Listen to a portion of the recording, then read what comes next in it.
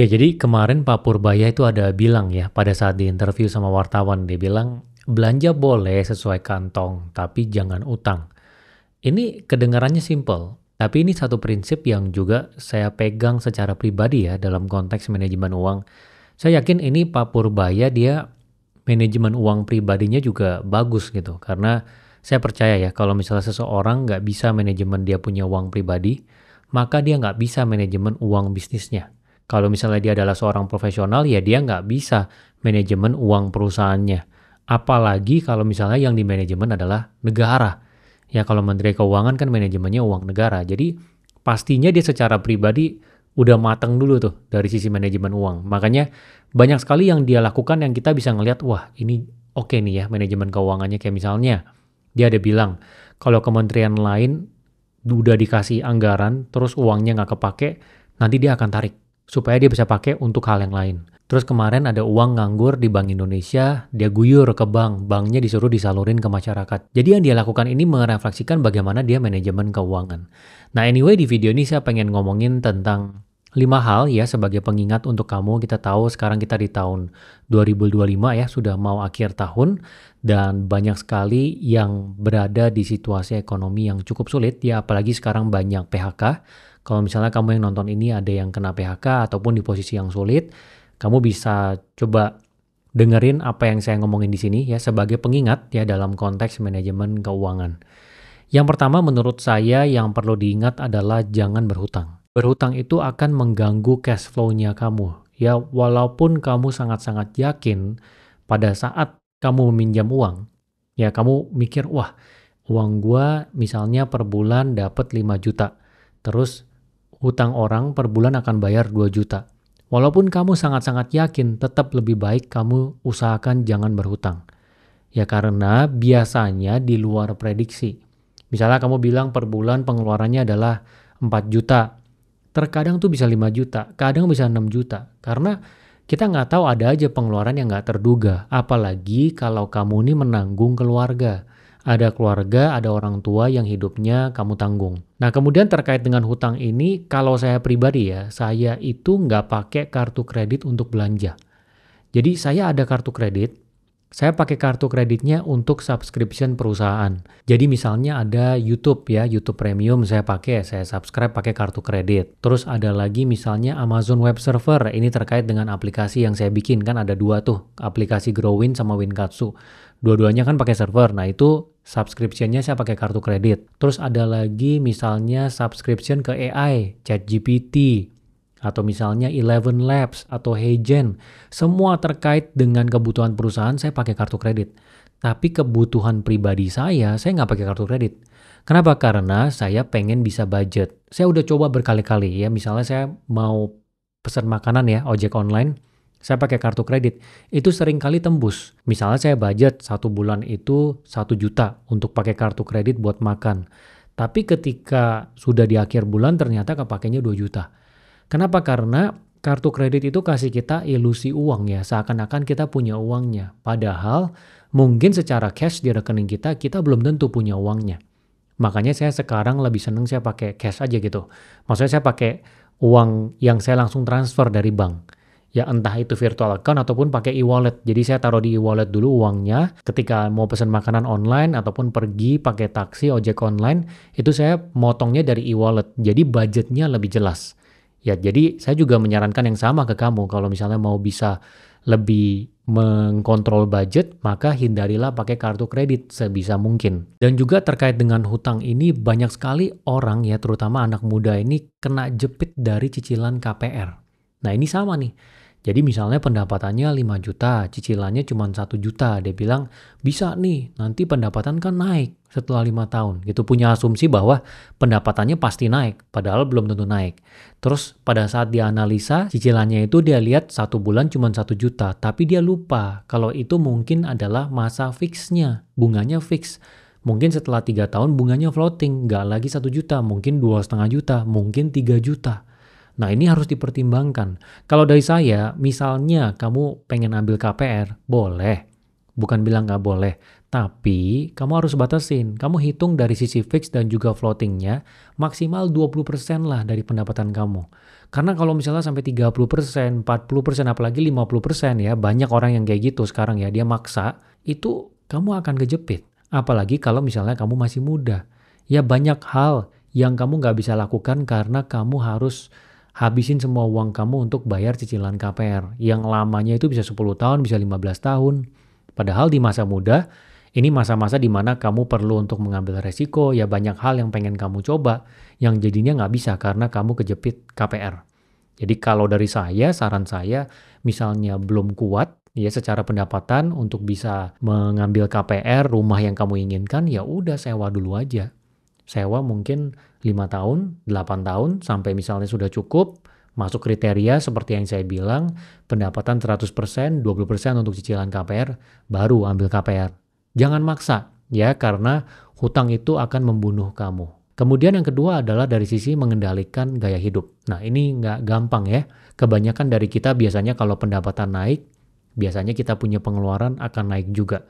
Nah, kamu harus sering-sering refleksi diri kamu. Walaupun ini mungkin kamu sudah sering dengar di luar sana, ataupun dari saya, kamu refleksiin lagi per sekarang. Misalnya bulan ini, bulan September, atau bulan kemarin, bulan Agustus. Kamu punya pengeluaran gimana? Kamu udah coba bagi belum? Mana yang benar-benar kamu butuh, mana yang benar-benar kamu inginkan? Kamu udah budgetin belum? Misalnya, untuk belanja bulanan, untuk beli-beli es kopi bulanan, kamu budgetin berapa per bulan?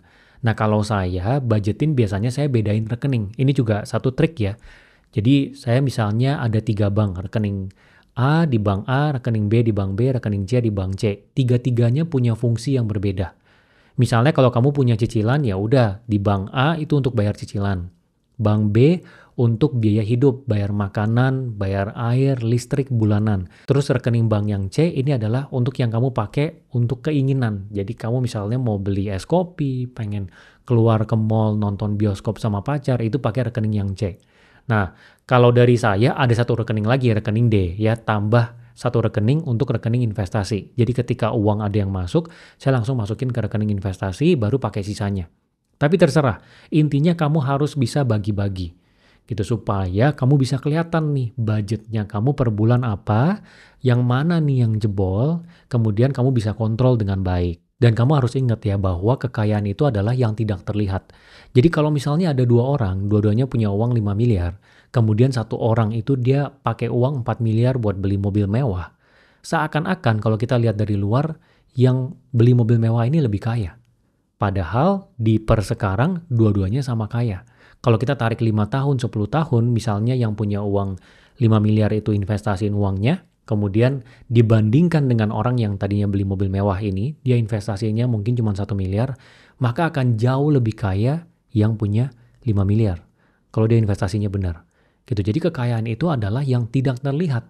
Ya jangan sampai kamu tertipu. Kamu lihat di sosial media banyak orang, wah dia naik bisnis kelas, pergi kemana-mana, makan mewah-mewah.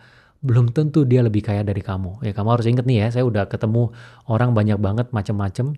Dan ini satu fakta di lapangan yang menurut saya ya memang seperti itu gitu. Ada orang-orang yang mereka pakai uangnya mayoritas untuk kasih lihat ke orang lain bahwa dia itu mampu gitu. Dan orang yang kelihatannya nggak mampu belum tentu dia itu lebih miskin dari orang yang kelihatannya mampu. Dan kamu harus ingat ya, lebih baik kamu capek sekarang, kontrol keuangan sekarang, investasi dari sekarang, daripada capeknya nanti pada saat tua. Ya karena kita semua pasti masuk usia tua. Kamu mau jadi influencer kayak, mau jadi pebisnis kayak, mau jadi karyawan kayak, nanti ada masa di mana kamu nggak bisa lagi ngasilin uang seperti di masa muda kamu. Jadi kamu harus capeknya sekarang, harus mikir gitu. Ada orang bilang, Pak, ini kita kan YOLO, hidup cuma sekali. Jadi kita harus pakai uang kita maksimalin dong daripada mati di tengah jalan. Nah kalau dari saya lebih baik kita mikir worst case-nya. Ya worst case-nya apa? Kalau kita sampai di ujung, sampai umurnya 80, bagus dong. Umur 90, bagus ya umur panjang.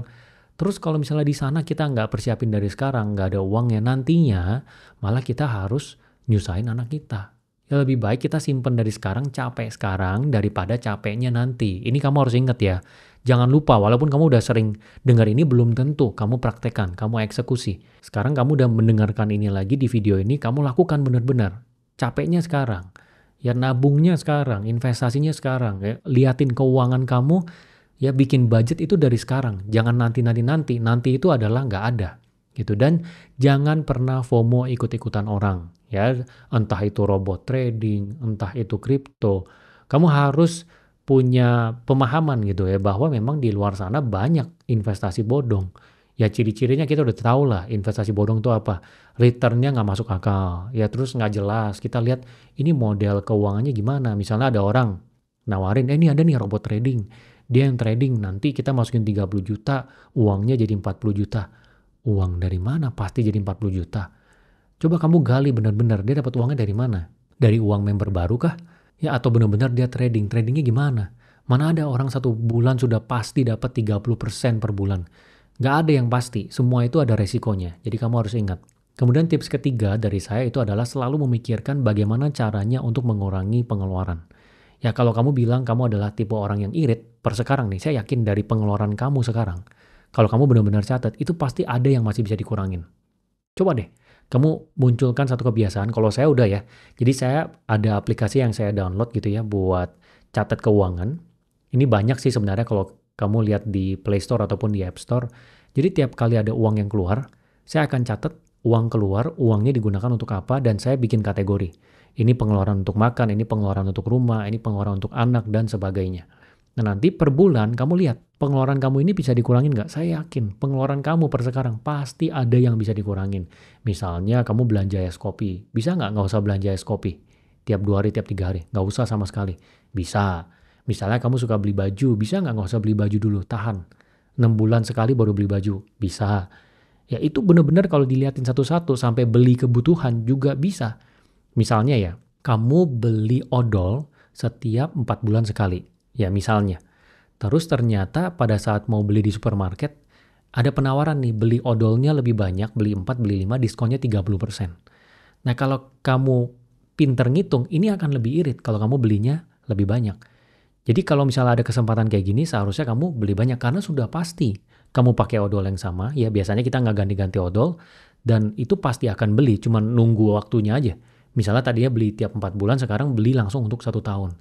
Tapi lebih murah, karena kalau dilihat dalam 1 tahun, ya biayanya lebih murah. Jadi sebenarnya kalau kamu benar-benar menyoroti semua pengeluaran kamu, pasti ada yang bisa dikurangin. Saya yakin mungkin dari pengeluaran kamu sekarang mungkin bisa dikurangin lagi 20%, 25%. Coba dianalisa ya, dan nanti kamu tulis komentar di bawah pendapat kamu kayak gimana. Nah kemudian tips yang keempat menurut saya yang penting juga adalah kamu harus belajar tentang keuangan. Memang sayangnya di sekolah dimanapun di dunia, di kuliah, itu nggak diajarin tentang ilmu keuangan. Jadi instrumen investasi itu ada apa aja, cara bekerjanya gimana, gimana caranya manajemen portfolio pribadi, ya kemudian bagaimana kita tahu bahwa kita adalah profil resikonya ini adalah yang konservatif atau mungkin kita yang tipenya agresif. Sayangnya ini nggak diajarin, tapi ya udah, mau gimana? Memang kenyataannya seperti itu. Ya kamu harus proaktif, cari di luar ya pembelajaran tentang ini, tentang keuangan. Di YouTube ada banyak kok yang gratis. Kalau mau berbayar di Growin juga ada di aplikasi yang saya bikin. Walaupun dalamnya ini adalah ilmu teknis bisnis buat pebisnis, tapi ada segmen-segmen tentang saham, tentang investasi, yang memang ini juga berguna untuk pebisnis. Kalau kamu memang tertarik, kamu bisa eksplorasi di sana. Tapi kalau mau cari yang gratis di YouTube juga ada kok banyak. Nah, kenapa menurut saya ini penting? Karena kamu punya ilmu berbeda tentang keuangan, maka cara kamu mengelola keuangan, cara kamu investasi juga akan berbeda. Sedini mungkin, semakin mudah kamu lakukan ini, semakin baik. Jadi kamu tahu tentang apa itu dana darurat, besarnya itu berapa, apa itu asuransi, cocok gak buat kamu, ada asuransi jiwa, ada asuransi kesehatan. Kamu tahu bahwa saham dan kripto itu adalah resiko yang tinggi, kemudian proporsinya berapa, jaganya gimana gitu. Jangan meremehkan ilmu. Ya banyak sekali orang meremehkan ilmu. Jadi udah lulus kuliah, sok pinter, merasa diri paling pinter, nggak belajar lagi. Jadi dari umur 20 sampai umur 50 isi kepalanya sama. Jangan sampai kamu jadi orang yang seperti itu. Ya kamu harus jadi orang yang agresif menambah ilmu. Orang-orang yang sukses di luar sana, pebisnis ya ataupun atlet, ataupun karyawan yang sukses yang sampai di tangga tertinggi di perusahaan, mereka adalah orang-orang yang buas ilmu. Ya mereka mau belajar hal baru karena mereka tahu di dunia ini banyak sekali ilmu yang kita ngerasa kita tahu gitu, tapi ketika kita belajar kita baru tahu oh ternyata aslinya seperti ini. Jadi jangan sampai kita sok tahu dan kita nggak mau belajar. Ya kayak saya pribadi nih dulu, saya juga pernah seperti itu ya pada saat saya masih kuliah saya ngerasa, "Wah saya kuliah ada belajar tentang keuangan, nggak usah lah belajar-belajar lagi di online tentang saham atau apapun." Padahal kalau misalnya saya mendorong diri dari dini, saya akan lebih baik, saya akan pahamnya lebih banyak. Karena benar pada saat saya mencoba untuk mendorong diri saya belajar, banyak hal-hal yang saya nggak tahu. Karena kan kalau kita belajar dari orang lain, ada yang dia jelasinnya dari lapangan. Oh ternyata saham itu ada bandarnya loh, bandar itu cara kerjanya gini loh. Jadi kalau market cap yang gede, bandar akan lebih susah gerakin loh. Kalau market cap yang kecil itu bisa digerakin oleh bandar loh. Kan ilmu-ilmu di lapangan yang mungkin kita walaupun backgroundnya keuangan, kita maksudnya di kuliah kita belajar keuangan, belum tentu kita tahu tentang itu. Jadi jangan sok pintar, dorong diri untuk belajar hal baru ya, terutama tentang keuangan. Karena di sini saya spesifik ngomongin tentang keuangan. Kemudian tips terakhir terkait dengan keuangan kalau dari saya adalah investasi dari sekarang. Saya ulangi lagi ya, investasi dari sekarang. Banyak orang yang merasa bahwa dia investasi itu mau pada saat uangnya sudah banyak. Pak, uang saya belum 200 juta. Kalau 200 juta baru saya mau investasi. Nah itu salah. Investasi itu harus dari duitnya sedikit supaya habitnya terbentuk. Walaupun kamu cuma bisa investasiin misalnya per bulan cuma 500 ribu atau 1 juta, ya nggak apa-apa. Yang penting kamu udah belajar dari sekarang, bangun disiplinnya dari sekarang. Dari uang 1 juta ini kamu udah pecah, oke 30% di saham, 20% misalnya kripto, 50% obligasi, tergantung profil resikonya kamu. Tapi kamu harus investasi dari sekarang, karena ini yang akan mengubah jalan hidupnya kamu. Dan kamu sampai di ujungnya aman itu karena kamu investasi sedini mungkin. Dan kunci dari investasi menurut saya adalah disiplin ya dan konsisten, lakukan terus-menerus dan menghindari damage besar. Ya, apa itu damage besar? Maksudnya saya damage besar adalah hal-hal yang tiba-tiba bisa menggerus keuangan secara banyak yang kadang kita nggak sadar. Contoh yang pertama adalah sakit ya. Saya pernah punya satu kenalan yang dimana dia udah tabung uang selama 10 tahun. Ya, uangnya cukup banyak, lebih dari 1 miliar. Sebagai seorang karyawan menurut saya dia cukup hebat ya bisa kumpulin 1 miliar. Dia tiba-tiba keluarganya ada yang jatuh sakit dan dia harus pakai uang 1 miliar itu karena dia nggak ada asuransi. Itu akhirnya kegerus. Nah ini sering kali terjadi. Jadi ini satu hal yang kamu harus sadar gitu. Kamu harus jaga kesehatan diri kamu supaya nggak sakit, amit-amit ya. Dan kalau misalnya kamu menjaga keluarga, ya juga menanggung keluarga, ya keluarga kalau bisa ada asuransi. Kalau kamu nggak percaya dengan asuransi, which is nggak apa-apa karena setiap orang punya pemahaman yang berbeda ya. Ya kamu harus mikir ke arah sana. Oke, kalau misalnya keluarga sakit, ada nggak uang buat dialokasiin? Karena ini salah satu yang damage-nya besar. Biasanya memang ya buat protek adalah dengan asuransi, asuransi kesehatan. Jadi kalau misalnya tiba-tiba datang sakit ya bisa pakai asuransi. Tapi kamu harus pikirin ini. Kemudian yang damage-nya besar kedua itu adalah all-in investasi. Ini juga banyak orang yang lupa ya. Jadi ketika ada investasi yang dia rasa, ini pasti naik nih, Bitcoin pasti kali 20 nih, dia all-in ke sana. Tahu-taunya ya turun gitu. Dan uangnya perlu dia pakai. Akhirnya dia harus jual di saat loss. Nah, kamu harus tahu kamu punya profil resiko itu seperti apa. Jangan pernah all in. Ini adalah damage terbesar di keuangan ya. Kamu harus bisa diversifikasi. Seyakin apapun kamu di satu instrumen keuangan, ya walaupun ada orang yang sangat kaya bilang ke kamu ini udah pasti, ini pasti kali 3, pasti kali 4. Jangan all in. Tetap diversifikasi. Banyak orang yang kena damage besar di keuangan karena dia all in. Ya karena sepanjang perjalanan kamu, uang yang kamu tabung, yang kamu investasikan terkadang ada yang harus kamu pakai karena ada biaya-biaya yang di luar kendalinya kamu. Kemudian damage besar yang ketiga itu adalah judi. Ini juga ya. Kita tahu bahwa judi online ini makan banyak korban di Indonesia ya. Perputarannya tuh puluhan triliun bahkan mungkin ratusan triliun per tahun karena banyak orang yang bertaruh ya dia mau uangnya tuh dilipat gandakan dengan judi. Padahal udah tahu judi itu yang menang yang bandarnya. Orang yang main judi pasti kalah. Dibuat menang, diiklanin ya itu supaya dia cerita ke teman-temannya. Tapi ujung-ujungnya yang judi itu kalah. Ya udah banyak sekali, ini bukan cuma judi online ya. Ada orang yang dia judinya tuh pergi ke Singapura, ke MBS, atau pergi ke Malaysia, ke Ginting. Dia bawa uang 200 juta, 100 juta, dia habisin di sana. Banyak orang yang habis ya sampai dia jual rumah ya dia gadai semuanya. Karena dia pengen menang lagi dari judinya. Di Singapura kan pernah ada tuh bos restoran seafood apa gitu. Dia sampai bunuh diri. Jadi dia judi di MBS kalau nggak salah. Terus dia rugi banyak. Dia jual, dia punya rumah, dia gadain semuanya lah. Sampai dia punya bisnis, punya uang, dia tarik keluar buat dia judi. Karena dia ngerasa misalnya kalah 2 miliar nih. Dia jual, dia punya aset, dapat 2 miliar, dia bilang oke sekali lagi nih. Kalau gue menang, uang gue balik nih. Nah itu biasa setannya di situ tuh. Akhirnya ujung-ujungnya dia stopnya kapan? Stopnya pas dia udah habis semua, akhirnya bunuh diri. Banyak orang yang seperti ini. Ya judi itu susah banget stopnya. Coba lihat orang-orang sekitar kamu, ada nggak yang dia udah judi dia stop? Kemungkinan kalau misalnya dia udah menang, dia akan mau menang lebih banyak lagi, dia nggak stop. Dia mau itu jadi pendapatan utama dia, padahal dia hoki-hoki banget tuh. Stopnya itu kapan? Stopnya pada saat dia kalah total. Rata-rata seperti itu. Yang menang adalah bandar judinya. Jadi jangan judi. Kemudian damage besar yang keempat adalah investasi bodong. Ini yang tadi saya bilang juga ya, ini paling susah sih. Kadang investasi bodong juga bisa datang dari teman kita sendiri. Jadi kamu juga harus pintar, makanya kalau udah belajar tentang keuangan, kamu akan paham gitu. Oh ternyata yang bentuknya nggak masuk akal, misalnya dia bilang 1 bulan bisa 30%, itu kemungkinan besar bodong. Harus dilihat resikonya apa. Kalau ada orang udah bilang 100% dapat 20% per bulan, dia udah bilang pasti 100%, nah itu udah pasti nggak ada. Dan investasi bodong itu modelnya macam-macam ya. Intinya adalah dia menjanjikan return yang besar dan dibilang 100% pasti gitu. Dan kadang-kadang diiming-iming dulu, dipancing dulu. Dia bilang lu taruh 1 juta, nanti dapat 2 juta. Bener dikasih 2 juta. Lu taruh 3 juta, nanti jadi 5 juta. Bener. Dikasih digulung sampai udah gede, kasih 100 juta, ngilang orangnya. Atau misalnya ini adalah sesuatu yang online, udah sistemnya nggak bisa diakses lagi. Udah itu damage yang besar, udah kumpulin duit capek-capek, kena investasi bodong.